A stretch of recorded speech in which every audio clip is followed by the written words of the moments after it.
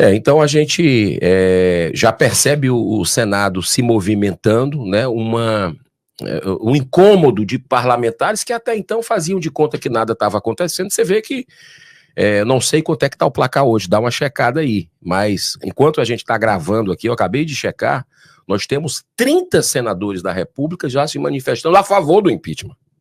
Esse número, até ontem de manhã, eram 23.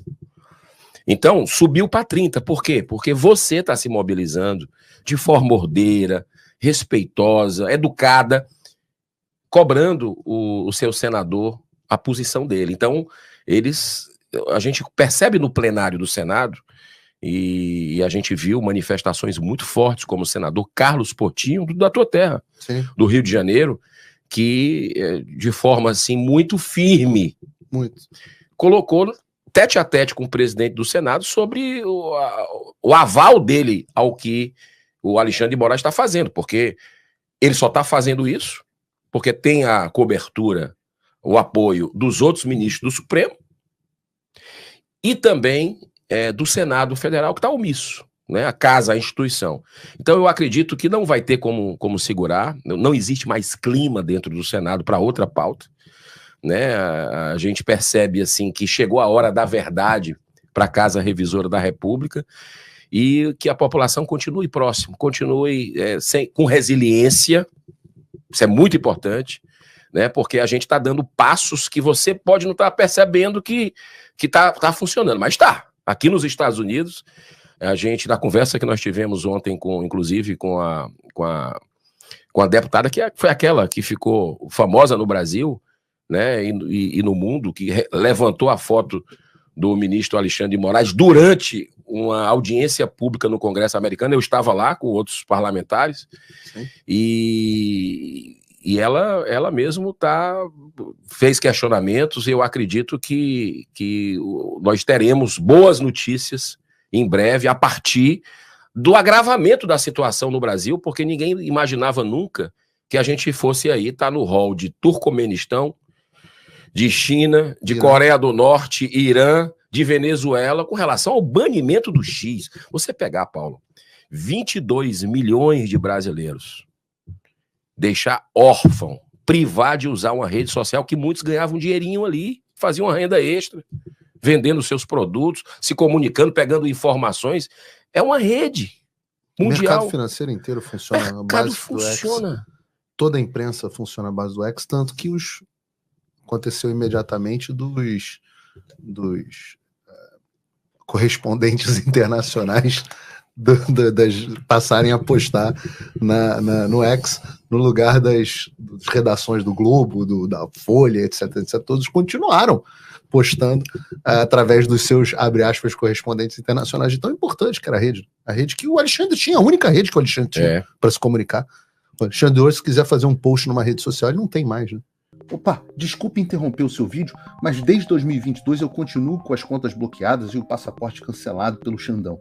Se você aprecia o meu trabalho e tudo que eu faço pela liberdade de expressão, tem um lugar onde você pode se tornar meu apoiador com uma pequena quantia por mês. Acesse www.paulofigueiredoshow.com e torne-se meu apoiador, e aí você vai receber conteúdos exclusivos e desconto nos meus cursos. Ou então você pode se tornar meu patrono Gold e passar a me pautar, tem reuniões comigo, você entra para o meu grupo de WhatsApp, que eu uso sempre. O link para tudo isso está aí na descrição. Pois é, então isso eu acho que foi o ápice do vilipêndio, né? Que não é não, tá?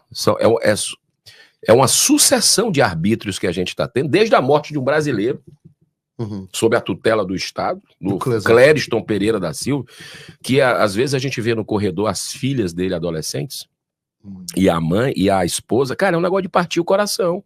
E nós temos milhares de presos políticos no Brasil, que agora os parlamentares americanos e a imprensa está entendendo que existe preso político em pleno século XXI no Brasil. Né? Então, assim, eu vejo com muita esperança tudo isso. O caso do Felipe Martins também gerou muito. O caso do Felipe Martins, que a gente, semana passada, né, nós aprovamos um requerimento para ele ser ouvido no Senado. Imagina. E você imagina. Que o Alexandre vai proibir? E aí os repórteres vieram me perguntar: o senhor aprovou isso aqui? E será que o Alexandre... Você quer que eu responda uma pergunta? Será que ele vai permitir Que loucura. E perguntar isso para mim? Para um senador da República. Não, para você ver como tá. Exato. E você tem que pensar numa resposta. Né? Então, assim, inclusive é importante, viu, Paulo? Esse requerimento da ida do... Já tem data? Aí é que eu quero falar aqui para você, para a gente ficar na mesma página, porque vamos precisar do povo brasileiro, sempre. Foi aprovado na Comissão de Direito Digital, aquela que você participou, né? Para a gente ver negócio de algoritmo, de censura. Que acabou comprovado agora nessa reportagem do Glenn Greenwald, da última da Vaza Toga, comprovada que as redes sociais, a tese que eu apresentei lá. Você apresentou lá. Que, óbvio, eu tinha algumas boas informações para apresentar a tese, eu não tirei da minha cabeça, mas de que as redes sociais têm um acordo secreto, paralegal, eu vou usar o termo correto, clandestino, com o Alexandre de Moraes para censurar conteúdo fingindo que são políticas deles. Isso ficou comprovado pela Vaza Toga com os diálogos lá do... E o Twitter File já tinha dado, né, esse spoiler. Porque já tinha acontecido nos Estados Unidos. Aí a gente olhou e falou, pô, isso tá estranho no Brasil. Né? E ninguém sabia que existia um acordo clandestino. Então, você tem o seu conteúdo removido e você não tem a quem recorrer. Não. Porque você não sabe que foi por uma ordem judicial, porque não foi uma ordem, foi um pedido judicial. E você não tem como entrar na justiça para reverter. Não. Porque para você sofreu a perda da plataforma pela violação dos termos de serviço. O que aí entra a loucura maior. Então, você pode recorrer à justiça comum, a primeira instância, muitas vezes ganha, e aí o Alexandre puxa o seu processo para dentro dele, e aí você reverte a sua decisão. Você, assim, referenda o que foi combinado com as plataformas. Uma clandestina, tudo clandestinamente. É isso mesmo. Você estava falando, desculpa, do Felipe Martins. Então nós aprovamos, justamente naquela comissão que você antecipou tudo isso, nós aprovamos a ida do Felipe Martins ao Senado Federal e também aprovamos, olha o detalhe, já faz mais tempo esse outro. Esse outro já tem quase um mês, que a gente aprovou a ida do Tagliaferro, do perito, né, do TSE, perito criminal do TSE, que depois fez uma revelação à Revista Oeste e tal, né, e que a gente está tendo acesso a esses 6 megas aí, né, 6 gigas, justamente com relação aos ritos completamente abusivos. Nós aprovamos, mas o presidente da comissão, né, que é o senador Eduardo Gomes, do PL... Muito corajoso ele tem sido, hein? Precisa marcar. Mas ele tem sido corajoso. Mas depois daquela audiência, parece que incomodou. E não está sendo mais marcado. A gente já conseguiu aprovar ainda, mas não está sendo marcado. Então a gente precisa ouvir essas pessoas para trazer. Mas o Alexandre de Moraes foi chamado, não pode ir. O que é isso? Ele não vai. Porque ele foi chamado, eu chamei. Correto, fez ele não vai. Mesma coisa que o Chris Smith falou, né? O cara pode responder. Tem o direito de apresentar a versão dele. Exatamente. Então eu acredito que o Felipe Martins precisa ir ao Senado, foi aprovado, assim como o Tagliaferro também, para efetivamente a gente buscar a verdade, porque essa podridão tá saindo e tá fedendo. Né? O cheiro é o pus, é aquela coisa do pus que tá no braço e precisa, para curar, sair todo, né? Então eu acho que esse momento é um momento de limpeza do Brasil, nesse momento de sombra, de treva, a gente está vendo a luz chegar. É muito interessante o que você falou, Girão, porque você é senador há 6 anos, né? Quase 6 anos. Quase 6 anos. Né? Assumiu em janeiro de 2019. Então 5 anos e meio, aí, quase 6 anos. E você viu o clima no Senado, você viu os abusos quase que começarem, né? Porque foi 2019 que foi aberto o inquérito das fake news. Você viu o auge dos abusos acontecendo. E agora você está vendo um momento diferente do Senado, né? Você viu um momento de acovardamento muito forte, muito grande. Acovardamento, acho que essa é uma palavra. E agora você está vendo talvez uma outra postura onde pessoas têm acordado. Você deu o exemplo do senador Portinho. Eu conheci o senador Portinho numa visita dele aqui nos Estados Unidos, que você estava, quando a gente foi na ONU. Você estava junto? Estava. a gente foi na ONU protocolar lá o pedido de violações, e foi quando eu tive a oportunidade de conhecer o senador Portinho. Eu gostei muito da conversa com ele, mas eu acho que tô vendo na trajetória dele um aumento da revolta, ao ponto de que ele foi muito duro nas últimas colocações dele contra o Pacheco. Foram 2 discursos, depois eu fui ver o segundo discurso que você mencionou, muito duro, olhando na cara dele. Foi. E assim, no limite da falta de decoro, vou chamar assim. Ele é carioca, eu já falei isso pra você, carioca fala porra como se fosse vírgula, então pra carioca não é palavrão. Mas ele foi ali, tava muito duro, e eu acho que é até um exemplo do senador Portinho, que não é um senador vou chamar aqui de extrema direita, né? Ele é um cara tranquilo, muito tranquilo, muito moderado, e que tá num ponto de revolta absoluta, inclusive com o Pacheco. Eu queria que você falasse um pouco para mim dessa mudança entre como que começou, como é que era o clima quando você entrou, o que aconteceu no meio do caminho e como é que tá agora? Olha, veja bem, nós chegamos em 2019 ali com vários senadores vindo das ruas. Isso é fundamental, né? E o que nós vamos vivenciar agora em 2026. Mais até se deixarem? Mais até.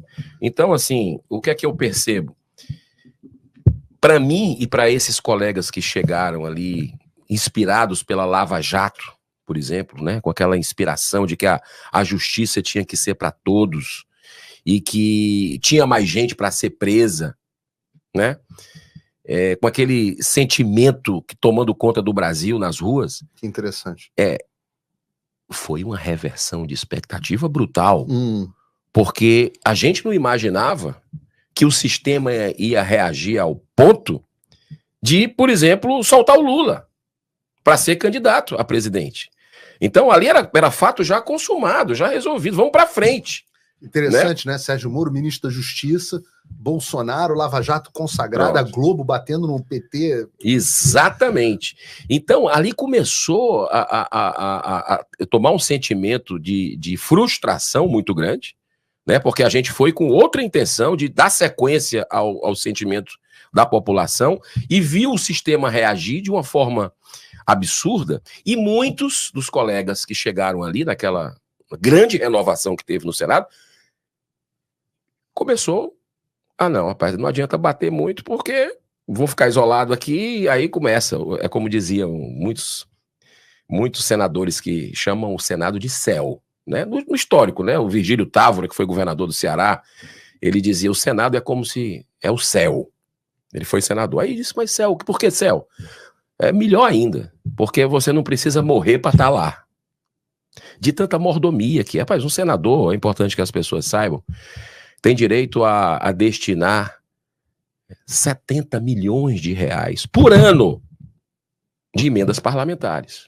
Manda para onde ele quiser, para projetos. E muitas vezes a gente sabe dos escândalos que acontecem com isso, né? Voltam a parte, é para projeto só político, o cara bota para o curral dele, para se perpetuar no poder. O senador tem direito. Carro com motorista, apartamento funcional, 5 quartos. O cara tem direito a plano de saúde vitalício. Caramba. Os maiores hospitais do mundo, vai lá, o Senado paga. Para sempre? Para ele e para a família. Para sempre? Para sempre. Que incrível. Não, se eu for te dizer aqui, 150 e tantos mil, por aí, para você contratar todo mês quem você quiser, sua equipe, verba de gabinete, não sei o quê. Então aquilo ali é muito sedutor, né? Por isso que o cara entra lá e depois que era a favor, contra a reeleição, o cara já começa a pensar 2 vezes, já começa a ter se embebeda, né, do poder. Então a questão do desprendimento é algo na política muito importante e não é fácil esse desapego. Muitos colegas com receio de perder isso, de ficarem mal com os colegas, acabaram não batendo de frente com o sistema mais. Chegaram com aquele espírito e disseram, rapaz, não, isso aqui... Porque eu estou falando dos 70 milhões de emenda fora do orçamento secreto, tá? Porque quem faz o jogo do governo, né, em votações, tem 40, 50 milhões extra. Uhum. Né? Isso aí em votações importantes. Então, é muito importante que a gente perceba a situação. Muitos foram saindo do jogo. Você vê que chegaram lá falando de lava-toga, Uhum. vamos, assinatura e não sei o que e tal, depois esqueceram esse assunto. Não se toca mais nesse assunto. Né? Mudaram de lado.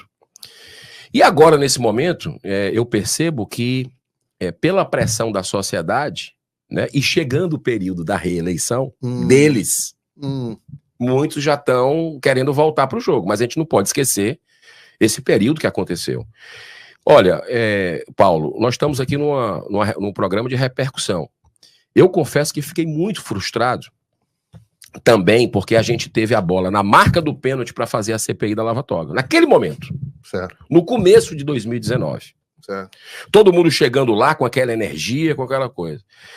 E ali eu acho que a gente perdeu uma grande oportunidade. O presidente Bolsonaro tem um respeito, né? Acredito que acertou mais do que errou, fez mudanças importantes, tem um grande legado que é trazer as pessoas para gostarem de política, de se posicionarem sobre assuntos. Ele tem esse legado que a gente tem uma gratidão histórica, eterna nesse aspecto, mas cometeu alguns erros ali que foram capitais, como, por exemplo, não levar adiante uma CPI da lava-toga, onde o seu próprio governo não quis. Certo? Seja por acordo com o ministro do STF, mas o fato é que o governo articulou para senadores retirarem a assinatura da CPI. E nós estamos vendo o que está acontecendo. Uhum. Né? E isso, eu acredito que é um peso que nós temos que reverter agora, né? Precisamos passar por tudo isso para tentar tirar o país dessa ditadura. E você acha que o clima agora está de fato diferente? Eu acho que está, graças à população chegando junto. Isso é interessante, porque a população, muitas vezes, tem a impressão de que os senadores estão, desculpa o bom português, cagando para o povo. A população, muita gente parou de ir para as ruas, e eu acho que agora a gente está vendo uma retomada, mas muita gente desistiu porque fala assim, cara, a gente grita, a gente xinga no Twitter, a gente vai e não tem efeito nenhum. Eu queria te perguntar, tem efeito, Gerão? Porque ao mesmo tempo eu escuto, não quero nem entrar nas questões pessoais aqui, mas o próprio Rodrigo Pacheco está passando por problemas familiares, pelo que eu escuto aí, e a gente nunca sabe quando que o peso é da esposa não aguentar mais ser na rua e ser olhada feia, e ser destratada pela população, e ter vergonha de andar junto com os caras. Esse peso da resposta popular, vocês senadores, você é um cara diferente, a gente já vai falar sobre isso, mas os senadores sentem a população ou estão encastelados, não estão nem aí? Sentem, ainda mais no período próximo à eleição. Tá? Então, por exemplo, matérias importantes que estão querendo liberar bingo e cassino aí, né? Já tem essa tragédia, a gente vai conversar, tem uma tragédia social muito grande acontecendo e eles querem liberar isso, a gente sabe por quê. Porque isso escancara a porta da lavagem de dinheiro, corrupção. O que é que fizeram? Deixaram para depois das eleições. Claro, porque eles apoiam o candidato a prefeito, claro. Eles apoiam vereadores, então como é que vai ficar? E à medida que nós vamos chegando à renovação de 2/3 do Senado Federal, que é 2026, que aí eu acho, eu acredito, nós estamos vivendo um momento chave, né? É agora ou nunca a questão do impeachment. Mas eu acredito que a data limite do Brasil, a data limite de a gente conseguir salvar o Brasil de uma ditadura consolidada e de um caminho de Venezuela é 2026.